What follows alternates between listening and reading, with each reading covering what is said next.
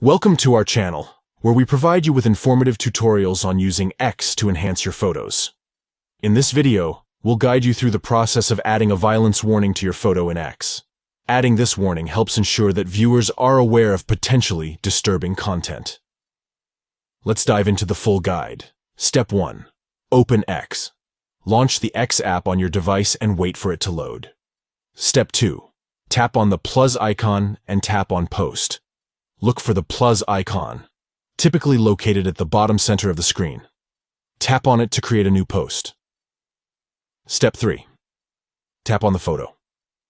Choose the photo you want to add a violence warning to from your gallery. Tap on it to proceed to the next step. Step 4. Then, tap on the flag icon. Locate the flag icon, usually found among the editing options. Tap on it to access additional settings and warnings. Step 5.